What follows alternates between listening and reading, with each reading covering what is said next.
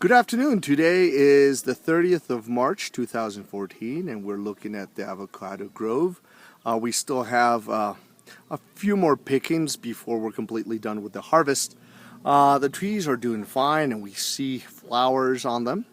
And as you know, I've noted in the past, the grass grows around the base and it robs them of their nutrients.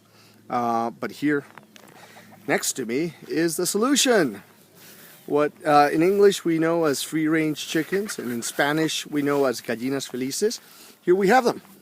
We have extended the corral. If we look all the way down there, we see that the corral all the way down towards the left of the image had been completely consumed. As far as the grass was completely consumed by the chickens. They were there a little bit too long, almost 2 months. Yesterday, Luis Fernando and myself, we finished this new corral. Now, these corrals are right now our test run. The idea is we plan to use electric fencing. But look at these chickens. These were the ones we brought on the 1st of December. And they're super healthy. We haven't lost a single one.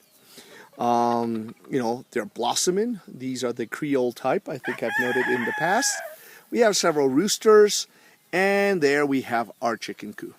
Towards the other end, we're going to construct another one. These are the trial runs, but the idea is we're going to have about 5 chicken coops that are going to be distributed throughout the farm, and then we're going to have movable fencing. The idea is to have about 5,000 birds free range, and we're going to have about 5,000 birds the traditional way. And here we have Calvin inspecting the fence. This is just phenomenal. When the hens moved in yesterday, they went straight for the new grass. So they're having their grass, they're having their insects, they're having their worms. They get to enjoy the shade of the trees. This is also important because, well, there are hawks in the area and the trees offer them protection. So we have an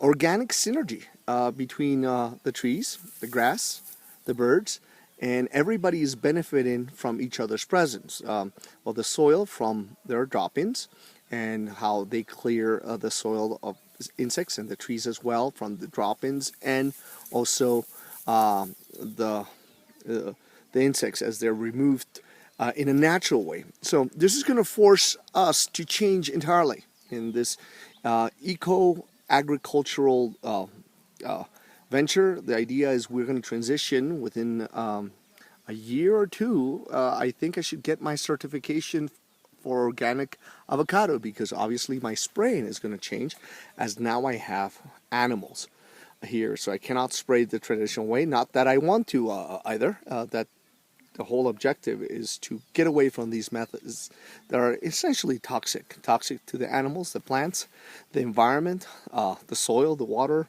you name it. This way, as we integrate different activities, one benefits from the other in a natural way, natural cycle. So look at these birds. They're peacefully eating, enjoying their day. When it rains, they have a place to protect themselves from the elements. If it's too hot, if it's too cold, fresh water, great food. And then let's go and look at the other part of the farm as we have completed the greenhouse. Which is really a thermal chamber where we are going to be producing the hydroponic green fodder. The room we see there in the distance is the incubator room. We already have the incubator in there. This week, if everything goes as scheduled, we shall be bringing electricity from this side of the house all the way to the greenhouse, and once we do that, well, we can definitely start running the incubator if we wanted to, but I'm going to hold off until I have a generator as a backup, because I cannot afford to start incubating eggs. And if there's a single day where I lose electricity, the electric supply is interrupted by some reason it happens here in the countryside because of the storms, then I'll end up with trouble. So here we have it.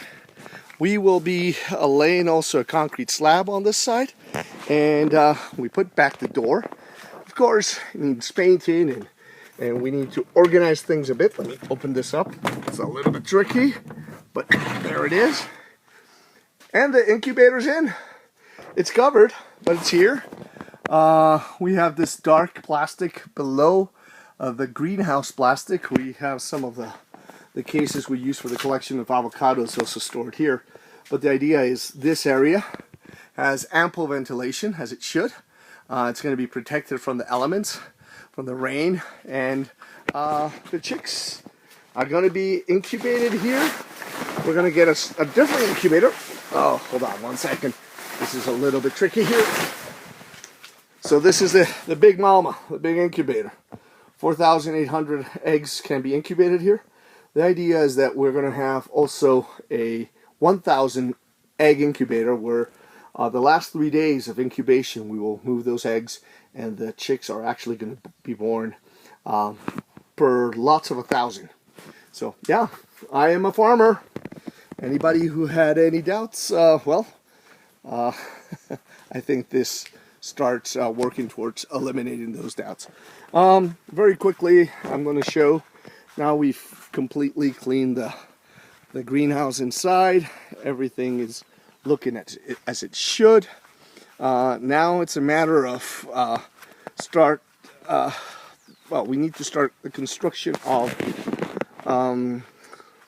the different shelves that will hold the trays. And it's warm here, warm and humid.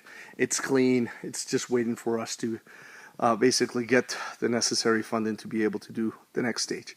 Lots of things that need to be done in order for this to work. But once it's operational, about 2 tons of fodder. We've done additional calculations, and we're about quite confident that we will be able to produce about 2 tons of fodder per day in this place.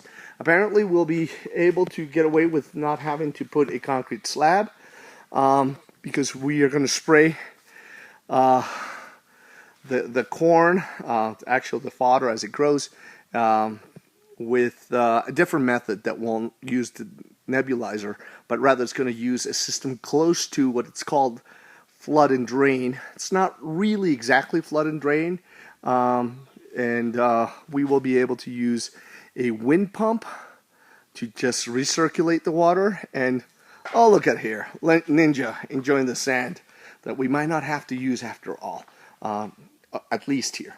All right, and with the view of Ninja from Las Cordilleras in El Retiro, Antioquia, I will catch you later.